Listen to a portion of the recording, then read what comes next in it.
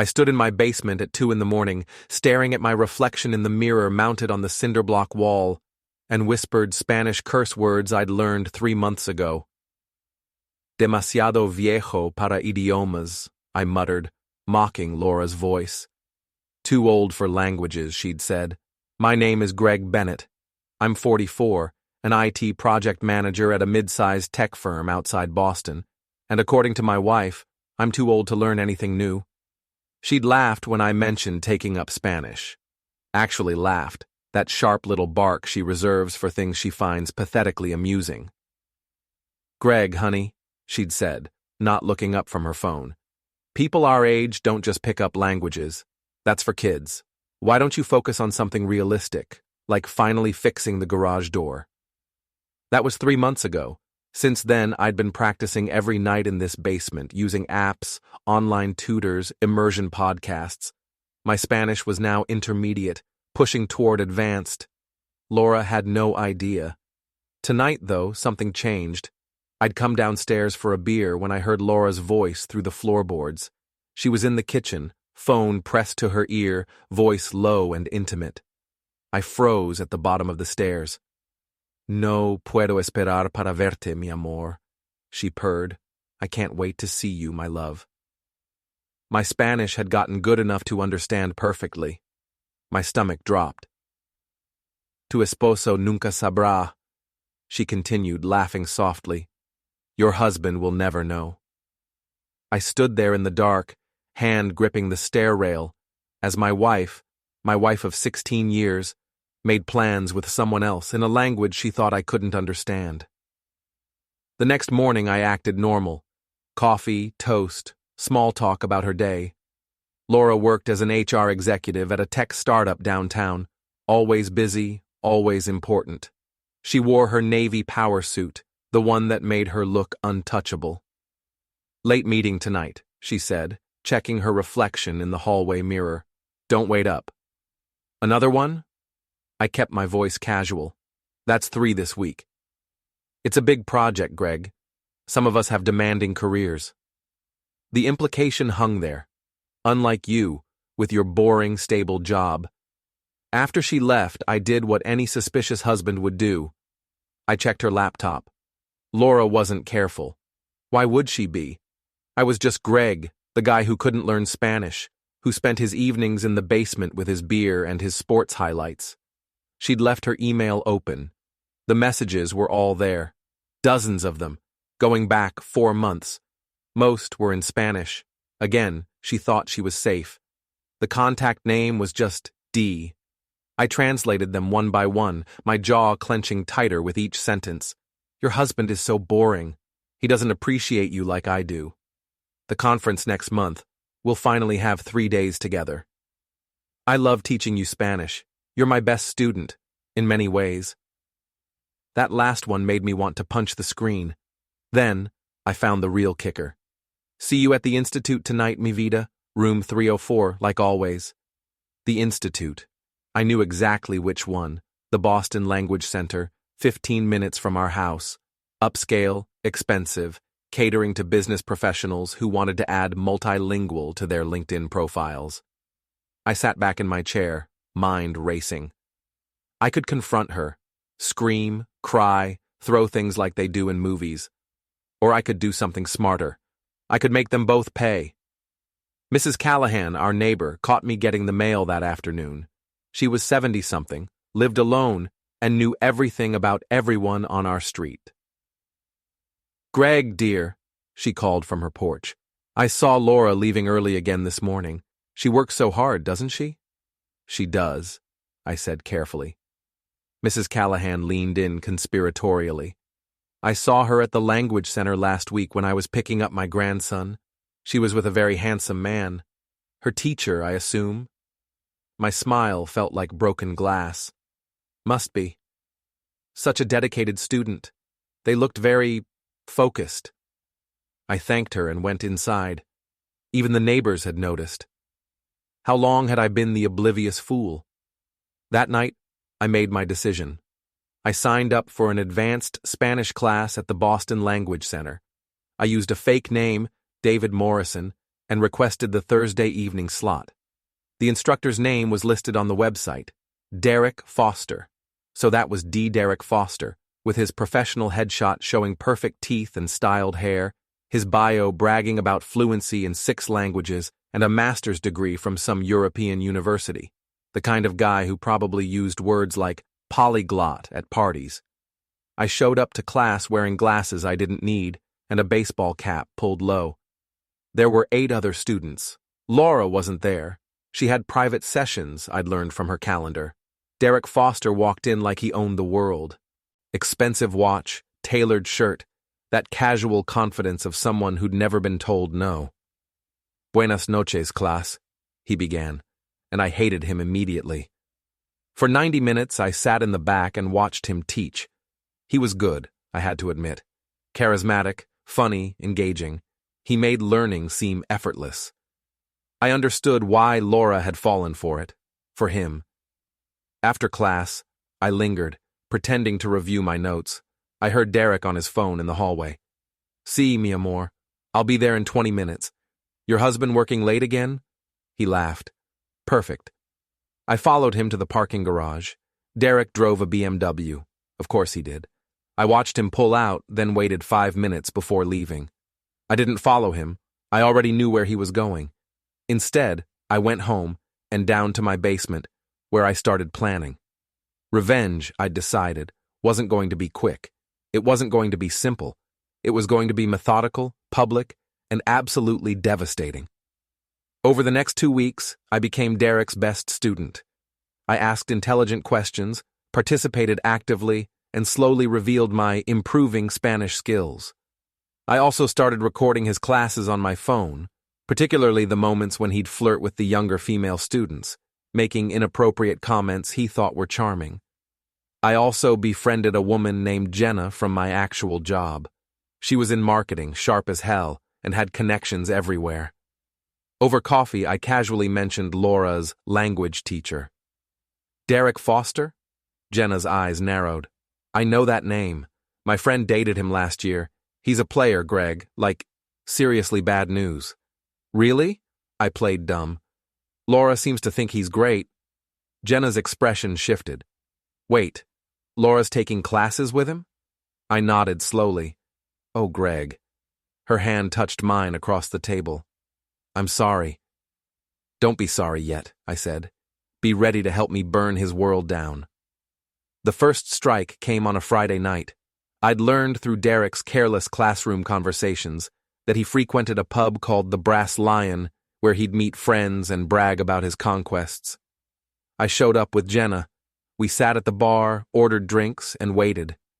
Derek arrived with 2 buddies, loud and obnoxious. I heard him telling them about his hot HR executive who was completely hooked. "Her husband's a total zero," Derek laughed. "IT guy. Probably can't even find her." I stood up and walked over. "Derek, qué sorpresa verte aquí." He blinked, confused. "David? From class?" "Sí. I wanted to thank you. Your teaching methods are incredible, absolutely unforgettable." I turned to his friends. "This man is a genius. He teaches Spanish and so much more. Right, Derek?" Derek's smile faltered. "Just Spanish, man." "Oh, come on. Don't be modest." I pulled out my phone, playing a recording from class. Derek telling a 20-something student that her pronunciation was sexy. The bar went quiet. Derek's face turned red. "That's taken out of context. Is it?"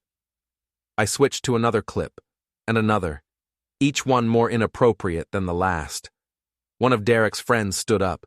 "Dude, that's messed up." "You're recording classes?" Derek sputtered. "That's illegal." "Actually," Jenna chimed in from the bar, "Massachusetts is a 2-party consent state, but educational settings have different rules, especially when investigating harassment." Derek grabbed for my phone. I stepped back and he stumbled, drunk and clumsy. The bartender moved toward us. "We're leaving," I said calmly. "But Derek, you might want to check your email. I sent those recordings to the Language Center's board of directors this afternoon." His face went white. Jenna and I walked out into the night. She high-fived me. That was beautiful. That was just the opening act, I said. The next move was riskier. I waited until I knew Derek and Laura were together. She'd texted me about another late meeting, and drove to Derek's condo building. Luxury high-rise, doorman, the works. But the parking garage was accessible if you knew the code, which I'd obtained by simply following another resident in earlier that week. I found Derek's spot. Next to the BMW was his pride and joy, a vintage Ducati motorcycle, pristine and probably worth 30 grand. I didn't damage it. I'm not a vandal. Instead, I removed the spark plugs, drained some oil into a container I'd brought, and left a note tucked under the seat. Betrayal isn't just a word, it's a lesson, and class is in session. All in Spanish, naturally. When Laura came home that night, she was furious. Derek's bike was vandalized, can you believe it? Someone broke into the garage. That's terrible, I said, not looking up from my laptop. Did they catch who did it? No, and the security cameras were down, it's so frustrating. He's devastated. I typed an email. Maybe he should be more careful about where he parks expensive things. She didn't catch the double meaning. The following week, I confronted Laura directly. She was in the kitchen making her morning smoothie when I walked in and said, in perfect Spanish, ¿Cuánto tiempo llevas acostándote con tu profesor de español? How long have you been sleeping with your Spanish teacher? The blender fell from her hand, splattering green liquid across the counter. How do you... I've been learning, Laura. Turns out I'm not too old after all. I leaned against the doorframe. Want to know what else I've learned? That you've been lying to me for 4 months. That you think I'm boring. That you and Derek have a conference trip planned where you'll spend 3 days in a hotel room. Her face cycled through shock, fear, and finally anger. You went through my private messages? That's a violation of what? Our marriage vows? Oh wait, you already handled that. Greg, listen. No, you listen. I pulled out my phone. I have copies of everything.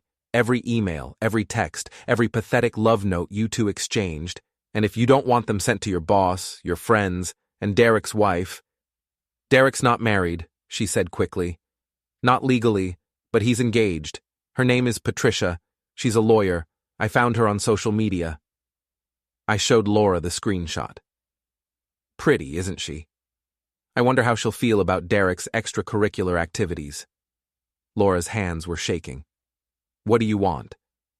I want you to understand that actions have consequences, I said, and yours are just beginning. I walked out, leaving her standing in the kitchen, surrounded by spilled smoothie and shattered assumptions. The real showdown came at the International Business Conference 3 weeks later. Laura and Derek were scheduled to give a joint presentation on cross-cultural communication in modern workplaces. It was a big deal. Hundreds of attendees, industry leaders, potential clients. I'd volunteered as a backup translator for the Spanish portions of various presentations. My credentials, built over months of intensive study and a few strategic certifications, were solid. Nobody questioned it. When Laura saw me in the conference hall, her face went pale. Greg, what are you doing here? Working. Apparently my language skills are in demand. I smiled. Don't worry. I'm not assigned to your presentation. She relaxed slightly. Derek, standing beside her, didn't recognize me without the disguise from his class. I'd shaved, changed my hair, wore different glasses. To him, I was just another conference employee. But 5 minutes before their presentation, the assigned translator had an emergency, specifically a sudden bout of food poisoning from the coffee I'd handed him earlier, laced with a powerful laxative. We need a replacement immediately, the organizer said, panicked. I stepped forward. I can do it. Derek looked relieved. Laura looked terrified. The presentation began smoothly. Derek spoke in English, then switched to Spanish for the international audience watching via livestream. My job was to translate his Spanish back to English for the in-person attendees. Except I didn't translate what he actually said. When Derek said, effective communication requires honesty and trust, I translated it as, effective communication requires deception and manipulation. When he said, cultural sensitivity is paramount, I said, cultural insensitivity is my specialty. And when he launched into a passionate speech about professional ethics, I translated it as a confession about his affair with a married colleague, including specific details that made the audience gasp. Derek kept talking, oblivious, while the English-speaking crowd erupted in shocked whispers. Laura's face turned crimson. She grabbed the microphone. "There's been a mistake." "Yes, there has," I said into my mic, switching to Spanish so the live stream audience could understand. For 4 months, these two have been having an affair. The married woman and her polyglot teacher. They thought nobody would find out. They were wrong. Derek finally understood what was happening. He lunged at me, but security was faster. As they escorted him out, he screamed, "You're insane! Who are you?" "I'm Greg Bennett," I said clearly, looking directly at Laura. "I'm her husband, and I'm the man you both underestimated." The conference hall erupted in chaos. Laura ran out, crying. I calmly handed my microphone to the stunned organizer and walked to the hotel bar. Jenna met me there, grinning. That was legendary. "It's not over," I said. She slid a folder across the bar. "I know. That's why I brought these." Inside were printouts of Derek's side businesses, private tutoring sessions that were barely legal, tax irregularities, and testimonials from former students alleging inappropriate behavior. Jenna had been digging for weeks. "His institute is already investigating him because of your recordings," she said. "This will finish him." We sent the documents to the Language Center, the Better Business Bureau, and several local news outlets that evening. By morning, Derek Foster's career was over. But I wasn't done with Laura. Her friend Kristen, the one who'd been covering for her, providing alibis, encouraging the affair, called me 2 days later. "Greg, we need to talk." We met at a coffee shop. Kristen looked uncomfortable. "I didn't know Laura was married when this started," she lied. "I thought you two were separated." "Kristen, I've seen your text messages. You knew everything." Her face fell. "How?" "Laura's phone backed up to our shared cloud. I've had access to all of it for weeks." I leaned forward. "Here's what's going to happen. You're going to tell Laura's boss about the affair. You're going to explain how she used company time and resources for personal relationships, how she lied on expense reports to cover dates with Derek. I can't do that." "You can and you will. Because if you don't, I'll show your husband the messages between you and Laura's other friend Simon. The ones where you two discussed your own little arrangement." Kristen's eyes widened. "You're blackmailing me. I'm giving you a choice. Help me or lose everything. Just like Laura's about to." She helped me. Laura was suspended from her job pending investigation within a week. Her friends stopped calling. Derek had left town entirely, his reputation destroyed, his engagement broken, his career in ruins. The final confrontation happened on our front lawn. Laura came home one evening to find her belongings packed in boxes on the driveway. I'd changed the locks. She pounded on the door. "Greg, let me in. This is my house, too." I opened the door but stood in the frame, blocking her entry. "Not anymore. Check your email. Divorce papers were filed this morning. The house is in my name. My inheritance, remember? You get nothing." "You can't do this." "I already did. Your lawyer will explain the rest. Adultery is still grounds for fault divorce in Massachusetts. You'll be lucky to leave with your car." Neighbors were watching now. Mrs. Callahan, vindicated in her gossip, stood on her porch with arms crossed. The couple across the street filmed on their phones. Laura's voice dropped to a hiss. "I made a mistake, Greg. Can't you forgive me?" "Forgive you?" I laughed, cold and sharp. "Laura, you didn't make a mistake. You made a choice. Every day for 4 months, you chose to lie, to cheat, to mock me. You thought I was too stupid, too boring, too old to ever find out. But here's what you never understood. I'm not the boring one. You are. You're predictable, shallow, and now you're alone. I loved you once, she whispered. No, you didn't. You loved what I provided. Stability, security, a nice house and a comfortable life. But you never loved me. And honestly, I don't think I loved you either. I loved the idea of you, the marriage, the partnership, but the real you, the woman who'd betray me and laugh about it in a language she thought I couldn't understand. I shook my head. That woman deserves everything that's coming to her. Laura tried to push past me. I didn't move. Leave, Laura, or I'll call the police for trespassing. She stood there, tears streaming down her face, mascara running, looking nothing like the powerful executive who'd left that morning. Finally, she turned and walked to her car, stepping over the boxes of her belongings. As she drove away, I felt nothing. No satisfaction, no regret, just a quiet, cold certainty that I'd done what needed to be done. Jenna texted me, "Drinks at the Brass Lion?" I replied, "On my way." At the bar, a small crowd had gathered, people from the neighborhood, colleagues, even a few of Derek's former students who'd heard the story. They cheered when I walked in. "To Greg!" someone shouted. "The man who spoke truth in 2 languages." I raised my glass, looking around at the faces, some sympathetic, some entertained, all of them witnesses to my revenge. "Here's what I learned," I said, voice carrying across the bar. "Betrayal is a language everyone speaks, but so is justice. And sometimes the best revenge isn't living well. It's making sure the people who wronged you understand exactly what they've lost." The bar erupted in applause. I drank my beer slowly, savoring the moment. Laura was gone, Derek was ruined, and I was free. The old Greg, the boring, underestimated, too old for languages Greg, was dead.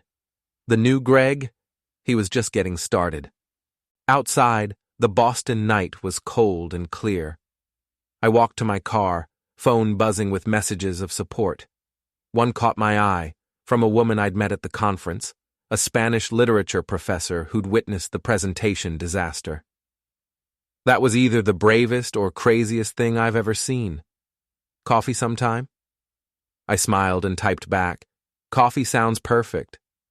Revenge was sweet, but moving on, that was going to be even sweeter. The end. Don't forget to hit like, subscribe, and turn on the bell so you don't miss the next story. Write in the comments from which city you are watching.